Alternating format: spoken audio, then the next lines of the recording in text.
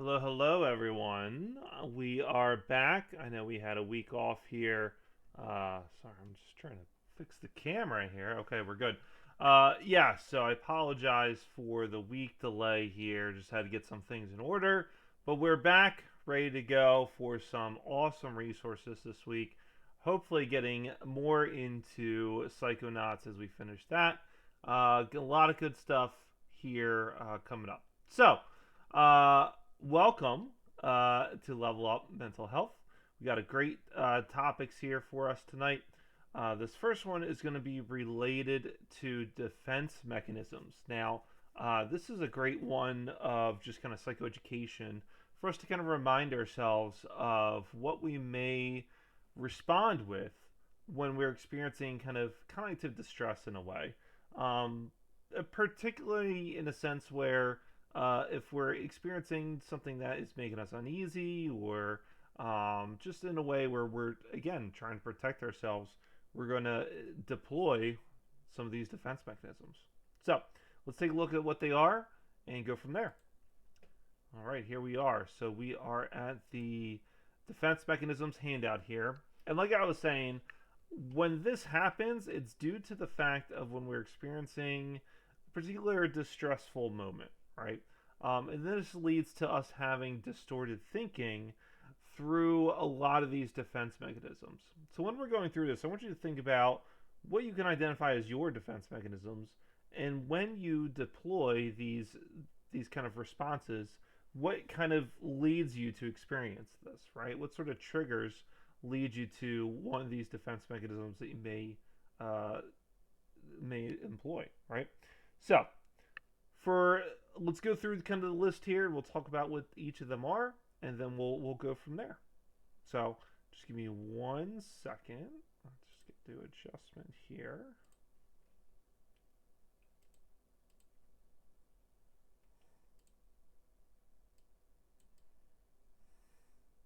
And then we're good to go. Okay, sorry about that. So, let's get back to that worksheet there. So, defense mechanisms. Let's start with the first one here about acting out. So, you may employ or deploy, I cannot talk, you may deploy this defense mechanism when you're dealing with a particular stressful moment and you're responding in a way through actions rather than feelings. So, for example, rather than talk about feeling neglected, a person will get in trouble to get attention. Again, you may kind of identify this as kind of a child response, where you often see this in children, which again it makes sense, right? Next one here is conversion. Repressing urge is expressed disguised as a disturbance of body function, usually the nervous system, such as pain, deafness, blindness, paralysis, tics. So this is if you are dealing with such an intense kind of uh, emotion that it can often be expressed in like a psychosomatic sort of kind of response, whether it's pain or you're having kind of this really intense response like a paralysis or a tic. Your This intense emotion they're experiencing is being converted into one of these areas here. Denial is a very common one. Inability to acknowledge the truth, significance, the thoughts, feelings, wishes, behaviors, understandable. Devaluation, the demeaning of one another to oneself by the attribution of exaggerated negative qualities. So again, we're just kind of bringing that particular person down in a way to kind of, in a sense, kind of put ourselves in a higher place, right? If we're devaluing an individual, we ourselves are trying to kind of flaunt or kind of goad ourselves, knowing that we are a better person in that particular sense, right? That's kind of how devaluation comes across. Dissociation, again, kind of another common one here when you're experiencing that really intense emotional state where you just kind of are splitting the mental function, where you're really just not focusing, you're not present, you may be unable to remember certain things. You're really just kind of separating yourself from the stressor that you had encountered. Again, a lot of this time, disassociation looks like kind of the doom scrolling aspect.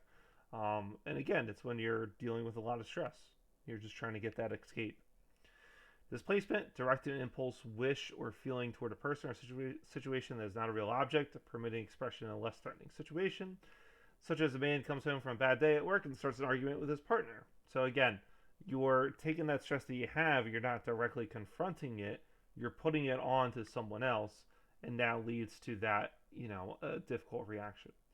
Humor is a common one as well too, and I always relate the humor defense mechanism with one of my kind of personal favorite examples with Spider-Man. So Spider-Man uses humor to kind of quell those fears as he's experiencing in order to kind of get through the difficult stress that he's dealing with, right?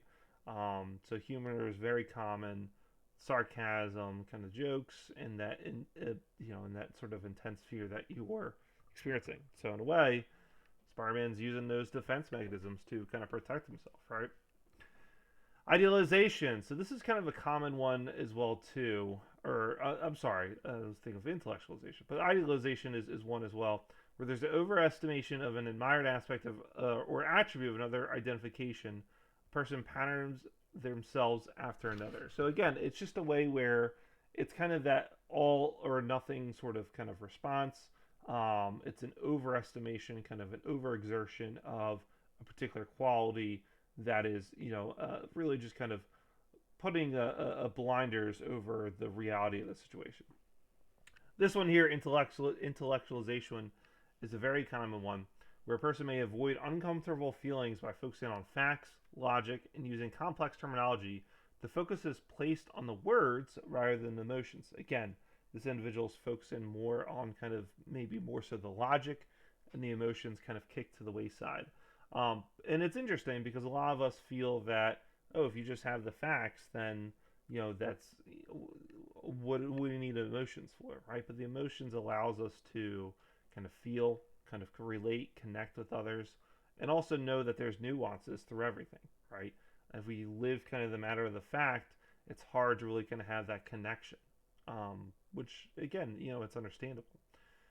Introjection. Love or hate external objects are symbolically absorbed within self, such as severe depression. Unconscious, unacceptable hatred is turned towards self.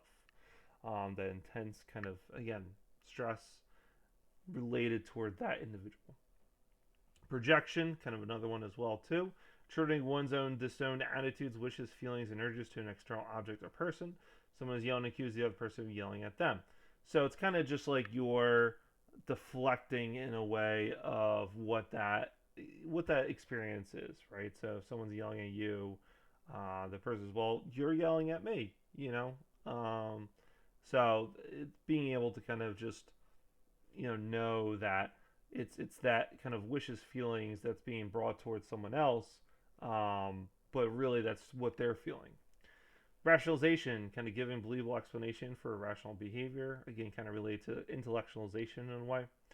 Regression, partial or symbolic return to more immature behavior, such as after hearing a terrible news, an adult begins to suck their thumb, understandably, because that kind of brings us to a safety point there, right?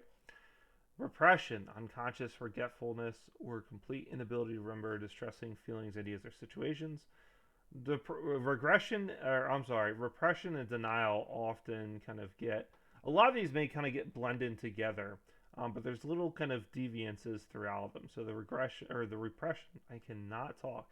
Repression is the fact that it's an unconscious forgetfulness, right? So it may be there, but it's buried kind of deep down, whereas denial is knowing that there is that true significance, or the difficulty of knowing that true significance when it's kind of right there in front of them, right? So they may flat out say, no, that's not possible, there's no way. But repression is if there's particular kind of emotion inside that's kind of coming out. Splitting, viewing oneself or others as all good or all bad, as opposed to being a mixture of positive and negative attitudes. Suppression, conscious and deliberate avoidance of starting matters. Again, kind of another one related to repression, but suppression, we're actively doing it. And undoing, the use of behavior or thoughts to cancel or eradicate the effects of a previous act or thought associated with a painful event or emotion. So those are our defense mechanisms. And like I was saying too, what's important is that these are distorted thoughts that may occur, right? And as always, a lot of this is based on just kind of where we're growing up or how we've kind of behaved and how we've been conditioned to think. So that's where a lot of these defense mechanisms may come from. And at the end of the day, they're there to protect us, right? Even if it's something that we don't want, at the end, we're trying to reduce that intensity of emotion that we're experiencing. And that's what our brain is doing at the end of the day. It's just trying to protect us. Okay? So, hopefully you enjoyed this worksheet. We'll take a little break here and we'll come back in a few minutes and we'll talk about improve and accepts. Thank you.